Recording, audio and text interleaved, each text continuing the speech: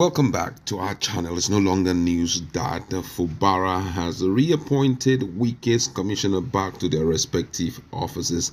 But the most interesting part of this news is the fact that they took out time to talk about that reappointment, which you're going to see in a jiffy, how one of those commissioners had to come out, and the way he spoke kind of discredited the office of the governor of Rivers State. I don't know how Fubara is going to survive amidst all these people, because right now I would say he's holding in state for Wike.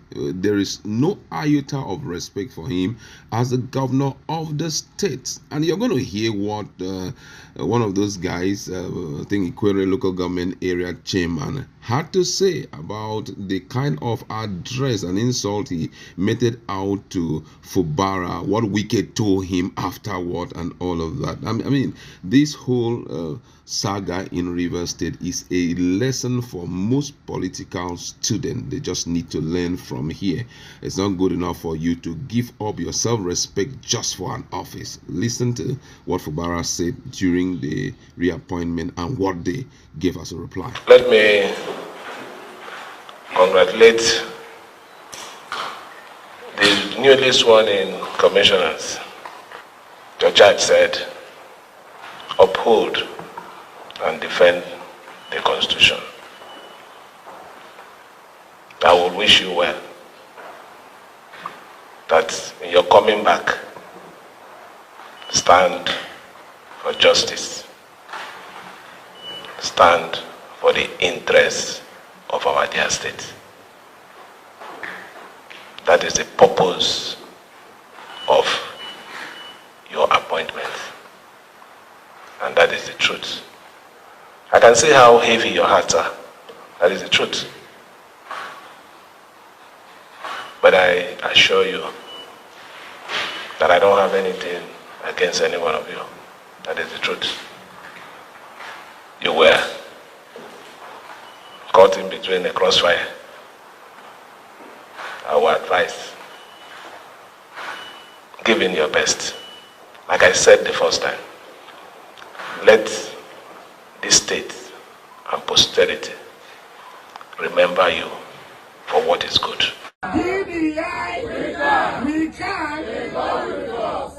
Now talking about radio, please permit me to use this opportunity to clear one thing on behalf of my colleagues. While seated, the MC and those who were this side of the program, the podium, had introduced me, Professor Mom and Dr. Gift, as having been just sworn in as commissioners, and you applauded. I know you are happy that one of yours have been appointed commissioners. We wouldn't have addressed this matter because it was our resolution not to address it. But while we were seated here, we saw a press release by the essay to the governor of Rivers State, Governor Fubara, that we resign on our own volition and return on our own volition. It is important that we correct the impression. We never return to anywhere. We are recalled based on presidential proclamation. And I know those of you who are GDI members know that we are men of pedigree. We have pedigree. If we stand by something, we stand by that thing till the end of it. We did this in sacrifice for the peace and the progress of the nation, because we were part of the stakeholders that Mr. President invited to Abuja for that meeting. We listened to Mr. President and we understood every bit of the pronouncement he made.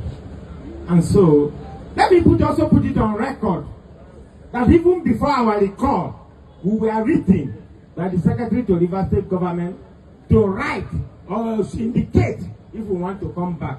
None of us, the Integrity Night Commissioner, responded to that letter. So, we were sworn in today because we have the peace and stability of the nation and River Station at heart. And all we have done is our own part of the sacrifice. We believe that everyone Each and every one of us seated here is supposed to make sacrifice to move this state forward. So having said that, please permit me on behalf of the President, it is on... He accused men. His name is Wike. I want to tell the world that my leader, after my outburst in my last rally at Omrelu, called me to order by saying it is wrong for you to speak to a governor in that manner, whether he is 18 years old. I want to tender an unreserved apology to the people of Nigeria for speaking in that manner, and to say clearly that I regret that action and is led by anger. But just as I was coming to this event, I want the world to hear me, especially Ruben Abati and his cohorts in Arise Television, that just this afternoon, we saw a video of people pulling down the billboards of Wike in the local government and calling him all manner of names and saying he has been dethroned. I wish Ruben Abati will produce a successor in any office he will have. And if his successor goes down to pull his billboard, I wish he will have peace when he has that situation. But I will say clearly, we're not afraid of the turbulent times that will come our way. From day one, where our minds are made up. Because this is our business. Every business has its consequences. If you sell wood, sun will cut your hand. If you're a fisherman, you go fall inside water. If you do any trade, there consequences. We are politicians who will face the consequences of politics. But we are straightforward people. We believe in standing by the truth. Don't allow any man deceive you. Because whatever you sow today, you will reap tomorrow. For those who believe in quick money and quick benefits. All right, welcome back. You've heard what the Commissioner Wike said and what also the local government area chairman had to say. The apology he tendered, though he did not tender directly to Fubara, he just said, I want to apologize to Nigerians, which means for him, Fubara is not fit enough to be the governor of Rivers State. I must say that if I was to find myself in that situation, it's better for you to resign than for you to hold a position for another person and be disdainfully addressed anytime, any day. And from all indication, there's no way Fubara can make any personal decision without having to carry Wike along. And I must say that whoever that plot this graph for him in politics plotted it for him to really pass through more horrible times, because whether you like it or yes, when he came into office, I can assure you that nothing would have removed him from office, because if Wike decided to push him out, therefore his enemy, Tonyenko, will be the one to take over the position, and you know how unfriendly that will be. So I think that Fubara is not skillful in politics, because that would have been an opportunity for them to sit on the round table and then make some decisions which would be most favorable to him, but unfortunately he couldn't do it. However, that's what we would like to leave it. What's your position in respect to all what these guys have said to Fubara, and what do you think the future of Fubara is? Let's interact in that conversation. Thank you very much and stay tuned. But what was that protest for?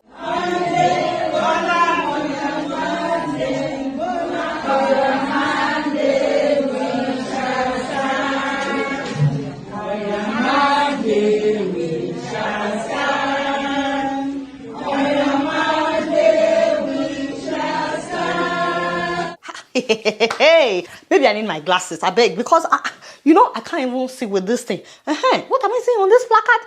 Bring back Better Edu. Give Better Edu a second chance.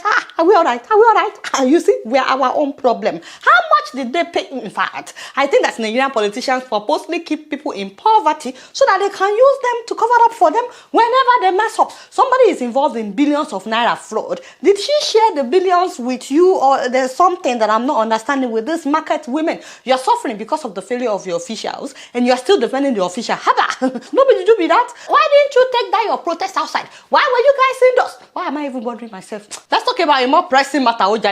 Move closer, my people. So the presidency wants to relocate some departments of the central bank from Abuja to Lagos State, as well as the headquarters of the Federal Airport Authority of Nigeria from Abuja to Lagos State. Now, this has generated a mixed reaction, especially the CBN one. As in, hey, you have people who are excited, and then you have people who are upset. As in, the Arewa Consultative Forum, that's a social-political group in northern Nigeria, for example, kicked against it. They've been releasing statements left and right. Several senators from the northern part of the country, the Northern Senators Forum, they kicked against it. They are not moving all of CBN, by the way. They are moving some departments of CBN where the staff are already having to travel back and forth to Lagos to work. The Banking Supervision Department, the Consumer Protection Department, the Payment System Management Department, other financial institutions supervision, and the Financial Policy Regulations Department. So CBN gave two reasons. Number one, like I said, many of their staff members are already traveling to Lagos and having to stay there sometimes for months before coming back to the headquarters office in Abuja. So they're spending money to send them back and forth, and when traveling by road, they express concerns about road safety. Second reason is they said their office in Abuja is overcrowded. The building's occupancy capacity is 2,700, but right now they said they have 4,233 workers in that building. That is 1,533 more people in that building than they should have. That is not correct. That is dangerous. In America here, that is a crime. Over occupancy of a building may result in fines and criminal prosecution. The fire department will not even let them be. Meanwhile, there is a 23-story building in Lagos owned by this CBN that is presently not occupied. 5 floors of parking space included. That is where CBN headquarters used to be when our federal capital was moved from Lagos to Abuja during the time of Murtala Mohammed. And in 2007, we spent 32 billion naira to renovate this Lagos office. So I'm really shocked that some people are turning this into an ethnic issue. Our headquarters office in Abuja is overcrowded. God forbid if the building should collapse now, we'll all blame them for being overcrowded.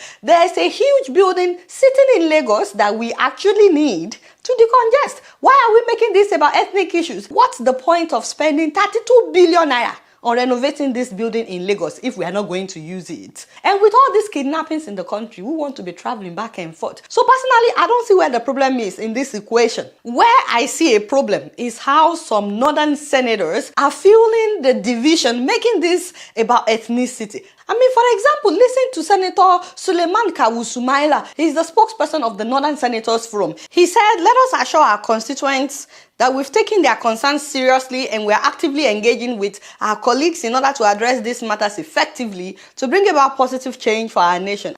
Wait, are we still talking about moving some departments of central bank or something else? I mean, sir, in case you're watching, is this your constituency's concern or your own concern?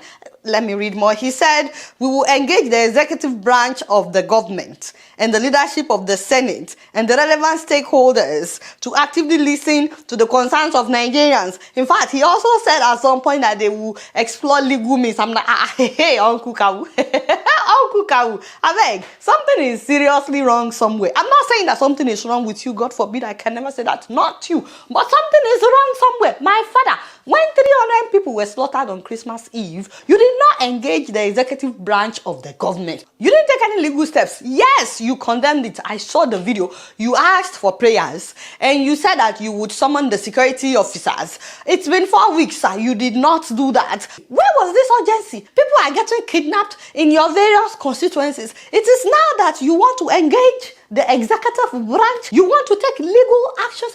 With due respect, sir, I think that you are focusing on the wrong focus here. Then, and it's not just him. All these people that are copying and pasting comments online. And if you want to do that, and we should move also to this place, we should move also. They have a building sitting down. It's just sitting there, renovated with 32 billion. What does it matter where it is? If the building is in another state, I could care less. But they need to use that building instead of getting overcrowded in Abuja. If you ask me, guys, I think we need to focus on something else. Do you know that the amount that we spend on staff salary allowances and benefits at the central bank keeps rising significantly every year? I think that is what we need to focus on. In 2019, the salaries and allowances of their staff members rose to 168 billion naira. In 2020, it became 183 billion. By 2021, it became 200 billion just for salaries and allowance. This is what we should be focusing on. Guess what? From 200 billion in 2021, it became 265 billion naira in 2022. That is how much we are paying people to work at the central bank. Guess how much profit they made in 2022 according to their published financial statement. They said they made 65 billion. They are operating at a loss. Why are we not concerned about that? By the way, we spent 155 billion naira just on their allowances alone. Do you know that they get furniture allowance, they get housing allowance, transportation, leave allowance, and other allowances? The one that I don't really understand, the one that is doing me very in my medulla oblongata, is the productivity allowance. So I don't get it. I'm being paid to be productive besides my salary. Is that what it is? On top of that, by the way, the staff are eligible to take loans from the central bank. And as of last year, the loan that the CBN employees have taken is now up to 40 billion naira. So they pay your furniture allowance, they pay your house allowance, they pay your transportation, they pay for you to go on leave, they pay for you to be productive, and then on top of that, you still need a loan. I don't get it. Do you get it? Because me, I don't get it. The staff allowances of 2022 alone is 90 billion higher than the 65 billion profit that they made. You know, this should be a concern that a lot of people are enriching themselves in the name of working for the central bank. And I thought that this is what we would focus on. Instead, we are focusing on where they are located. We are focusing on ethnicity instead of following the money. Hey, let me know what you guys think, because you know me, I'm always following the money.